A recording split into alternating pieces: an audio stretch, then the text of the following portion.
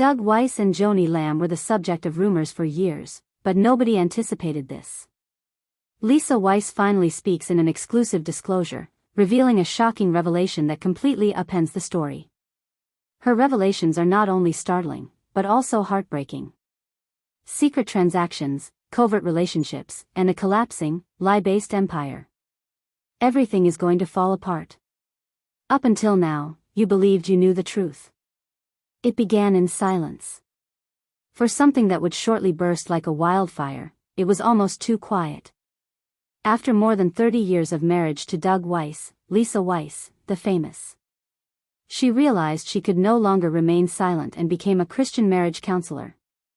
Initially, it appeared to be just another difficult split, a couple who had drifted apart, parted ways, and moved on. However, Lisa claimed that the reality was far more complex, more darker, and unquestionably not as straightforward as people would have liked to think. She didn't approach to obtain retribution. She didn't frame it that way, at least. Lisa claimed she was sick of keeping secrets that weren't just hers. Secrets that, if kept a secret, would only shield those who had harmed her and perhaps deceived a whole community. Doug was more than just her former spouse. Millions of people admired him, and he earned a living by advising others how to keep their relationships intact. That's why her honesty was so startling. Lisa disclosed in her statement that long before any divorce papers were signed, their marriage had been gradually disintegrating. She explained how Doug became more and more emotionally and physically distant. While Lisa was left alone at home, trying to figure out why the man who used to share everything with her suddenly hardly looked her in the eyes, he threw himself into his work, his public persona, and the ministry. However, the pace of what followed struck harder than the distance alone.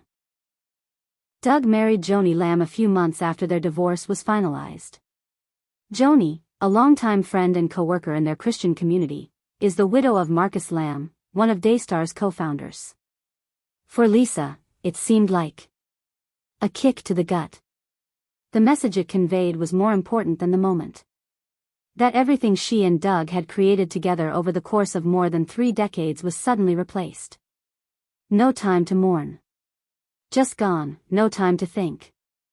Lisa wondered if the relationship. After the divorce, the relationship between Doug and Joni had truly begun. She had a gut feeling it hadn't. It didn't feel abrupt because they appeared so at ease and prepared to start a life together. It seemed premeditated, as if it had been simmering subtly in the background while Lisa was still attempting to rescue what was left over from their union. How long had she been in the dark, she wondered. How long she had been struggling to maintain her connection, and how long Doug had already emotionally gone on. The phone calls followed. Lisa described a discussion she had with Joni that left her feeling shook. She claimed that Joni was enraged.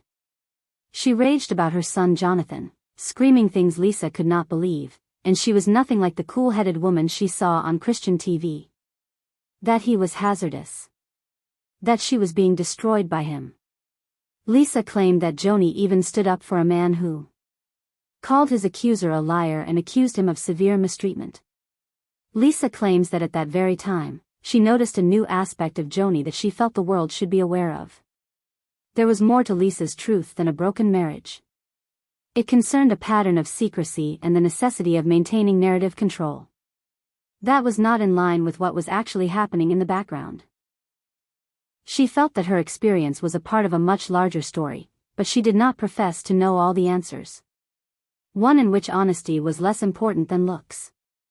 Where suffering was concealed in order to safeguard reputations, careers, and brands.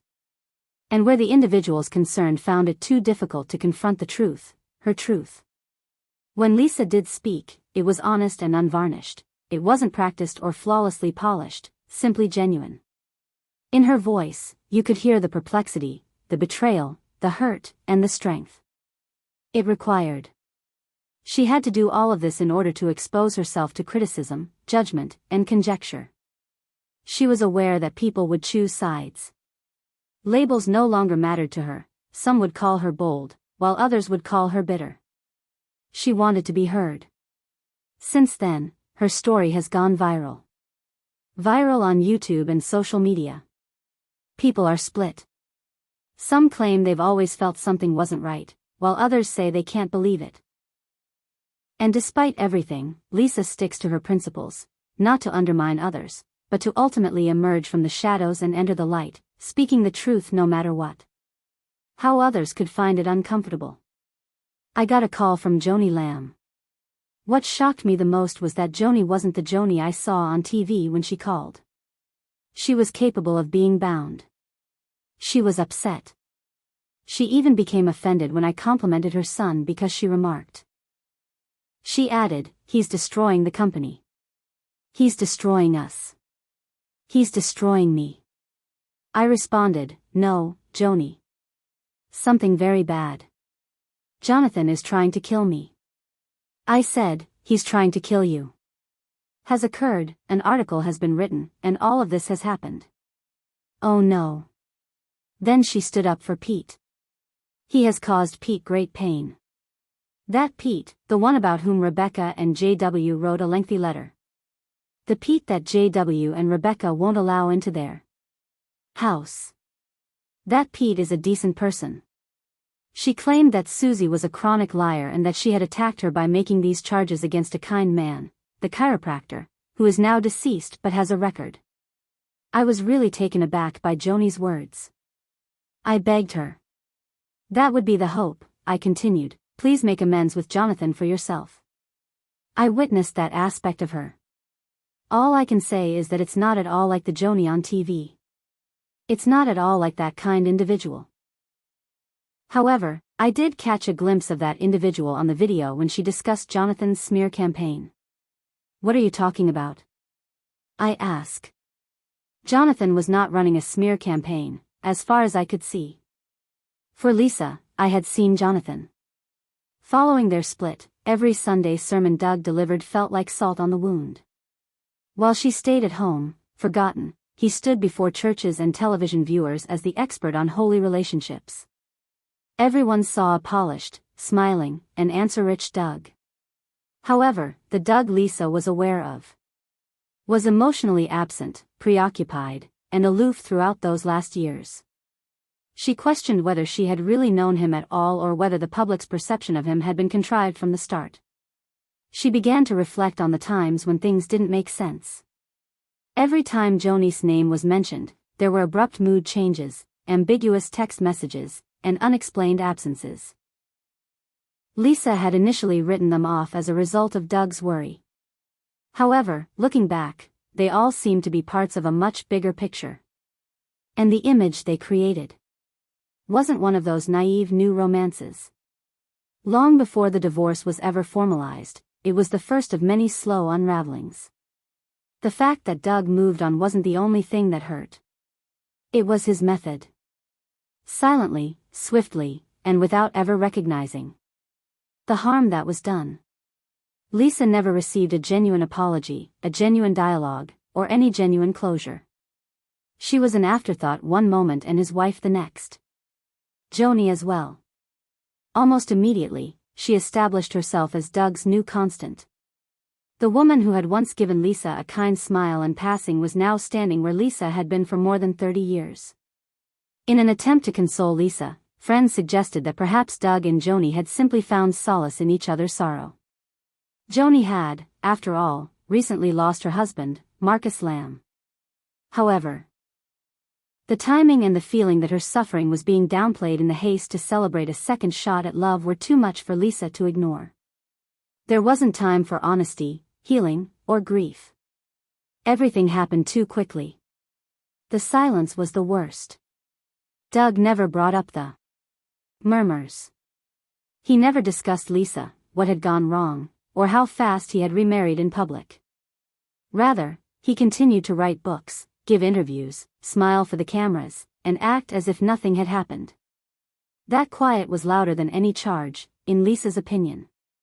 It informed her that her role in his story was being deleted since it was no longer convenient. On certain evenings, Lisa would remain up thinking about everything. She would lie there and wonder if she had missed any clues previously. Had Doug always been that aloof because of Joni? Was there ever a particular instance in which her marriage changed, and she hadn't noticed it? She was troubled by these questions. Even worse, she was aware that she was unlikely to receive any genuine answers. Despite the support of her grown children, Lisa continued to feel isolated in the aftermath. Once welcoming them as a couple, the religious community now appeared divided. Some others stuck by Doug since they didn't think he had done anything wrong. Others expressed sympathy for Lisa, whispering words of consolation and incredulity. It wasn't just emotional suffering, though. It was very spiritual as well. When her marriage collapsed, Lisa was left wondering about everything she had invested in, including her identity, faith, and trust. She questioned whether she had failed God and whether her incapacity to keep the marriage intact was a sign that she wasn't strong or faithful enough. It was a guilt that was difficult to overcome.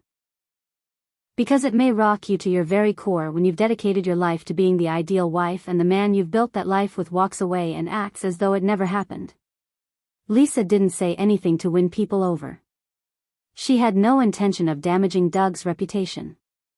All she wanted was for everyone to realize that the picture-perfect picture was not quite accurate. She needed her voice to be heard, not muffled by romanticized YouTube videos or well-written press releases. She wanted everyone to know that there was actual suffering going on behind the scenes. There was actual treachery. A crushed heart was not the only price paid for that transgression. It was an identity that was broken. In retrospect, Lisa stated that Doug's marriage to Joni was not the beginning of the treachery. Years ago, it began in the quiet, in the emotional emptiness, in the times when she stretched out and found nothing there.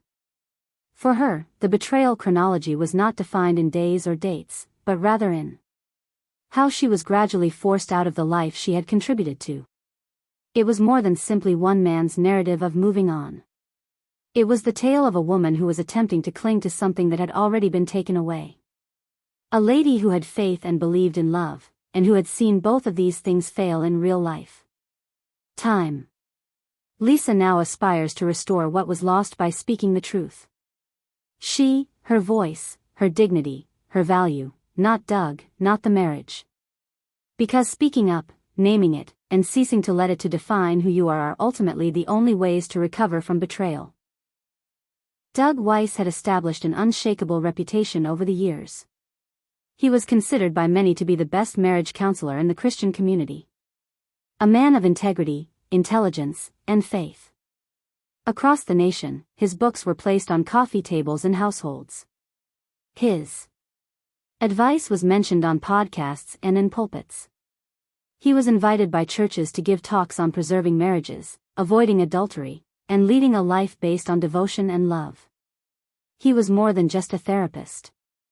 He served as a symbol in many respects. And there's a deafening crash when someone like that collapses. Doug lived marriage, not just talked about it. That's what people thought, anyway. The focus was on his marriage to Lisa. Frequently used as an illustration of what a solid Christian union should look like. They spent more than 30 years together. You can't pretend to be that, can you? That's what everyone believed, anyway. Perhaps that's why it felt so abrupt when everything fell apart. Because when someone's reputation is based on something so morally and firmly ingrained, any flaws in that image begin to appear as betrayal to everyone who had faith in them, not just a spouse. The announcement of Doug and Lisa's divorce did not immediately ignite a media frenzy. Naturally, there was some quiet conjecture and misunderstanding, but the Christian community is frequently cautious to pass judgment. People desired to offer Doug the benefit of the doubt. Perhaps there were issues that we were unaware of. Perhaps it was simply a tragic circumstance involving two people who had been estranged from one another.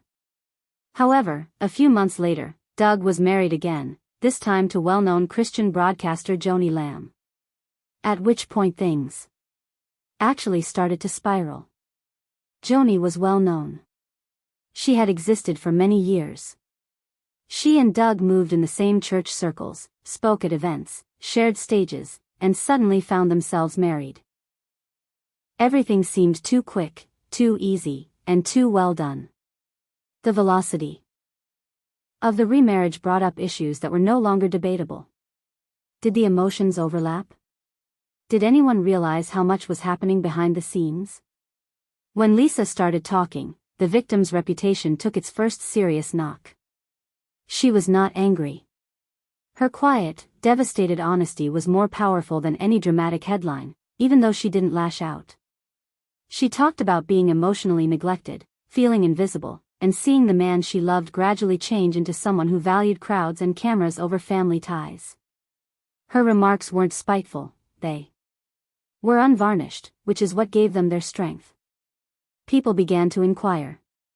How could Doug counsel people on their marriages if he had not respected his own? Was his platform based on truth or branding if he was unable to live up to the principles he advocated? Joni, what about her?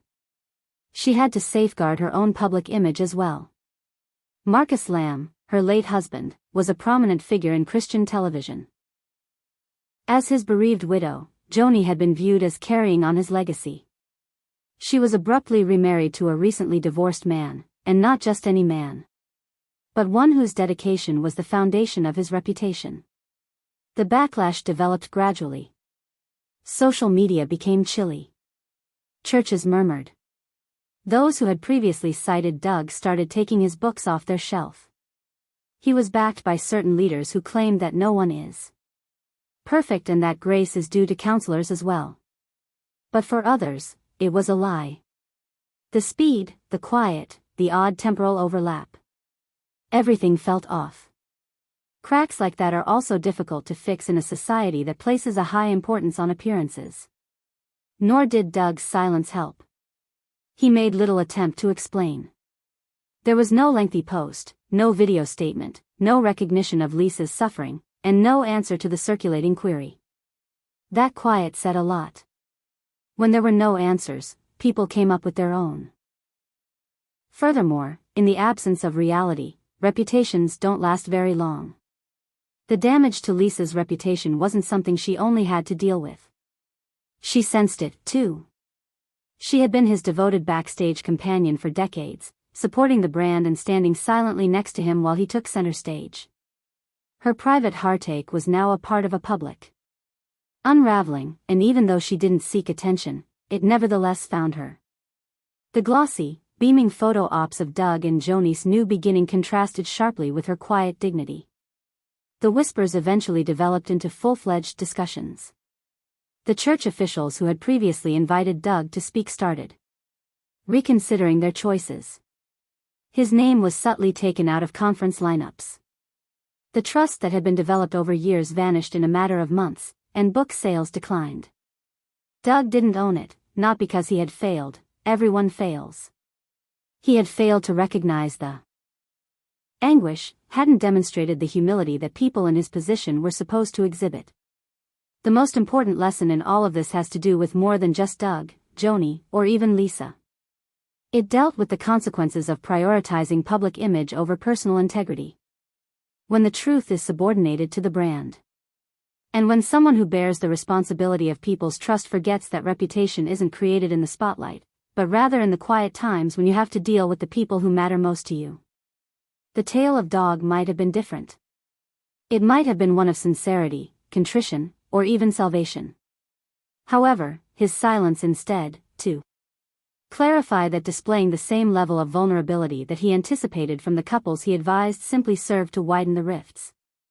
It's difficult to repair a damaged reputation, particularly if the individuals you harmed are the same ones who formerly admired you for your love and faith. Ultimately, Doug did more than just jeopardize his job. He jeopardized the fundamental basis of what he had worked for decades to construct. There was more to the repercussions than just a controversy. It served as a wake-up call and a reminder that one's reputation is not based just on their performance. When the curtain comes down, that's what they remember. The public's response to Lisa's disclosures wasn't only intense. It was explosive. Doug Weiss's longtime fans were astonished, perplexed, and frequently extremely dissatisfied. In an attempt to make sense of what had happened, social media was ablaze with posts, comments, and lengthy discussions. Several of Doug's devoted supporters felt personally deceived. They had trusted his teachings, believed in him, and based their own relationships on his guidance. They were now unsure of what or whom to believe since that vision had been destroyed. Some initially attempted to protect Doug by telling others to hold off until the whole story was told. They cited his publications, his years of service, and his sessions of counseling. They asserted that no one is flawless and that everyone makes mistakes. However, that defense was short-lived. The more Lisa revealed, the more difficult it was to turn away. She didn't sound like she was seeking retribution in her cool, collected tone. It sounded as though the speaker had been suppressing their feelings for too long and was now forced to express them. The fact that Doug had remarried so soon wasn't the only thing that affected folks. It was all the things that before it. The gradual disintegration of his union with Lisa, the emotional disregard. She explained, as well as the abrupt change to a new public persona with Joni Lamb. People started posing questions for which there were no simple solutions. Had Doug's divorce been the only reason he and Joni began dating? Why did everything happen so quickly? Was there anything else going on? More behind the scenes than anybody was aware of? This was more than just a celebrity scandal for many Christians. It was a crisis of the soul. Doug was neither a politician nor a movie star. They looked to him as a spiritual leader for advice on some of the most intimate, holy aspects of their existence. His remarks had appeared in church sermons, therapy sessions, and even wedding ceremonies. People took it personally when the man who had preached about pursuing marriage seemed to give up on his own. The man then parted ways. Church organizations that had previously advertised Doug's books started removing them silently off the shelf. He had been scheduled for conferences by event organizers, but they abruptly modified their lineups. Others went so far as to publicly distance themselves from him and the scandal. It had a huge knock-on impact. One discovery from an entire ministry had been overtaken by Lisa's tidal wave. And Doug wasn't the only one impacted. Suddenly, Joni Lamb, who was well known for appearing on Christian television, was the subject of equal scrutiny. After years of observing her, people started to doubt her moral character. Was she involved from the start of this story? Was she involved in the breakup of Doug and Lisa? It was only made worse by the fact that she and Doug had been working together for years. Those who had previously admired her began to feel uneasy, as if the person they were seeing on television wasn't the entire tale. More stories surfaced when the public delved more. Some merely rumored, while others proven. Everybody has a viewpoint, and the internet ensured that it was widely expressed. Comments sections become battlegrounds. After years of suffering, others defended Doug and Joni, saying they deserved to be happy. They were destroyed by others who accused them of betrayal, deception, and hypocrisy. There was a separation, and it was widening every day. Meanwhile, Lisa had an unanticipated outpouring of support. People who had never heard of her before were contacting her to express their gratitude for her voice. Her tale resonated with women who had experienced similar things. Her openness struck a chord. Her candor broke through the clamor. During a media storm, she came to represent resilience and calm strength. She wasn't because she desired to be, but rather because people needed someone to have faith in.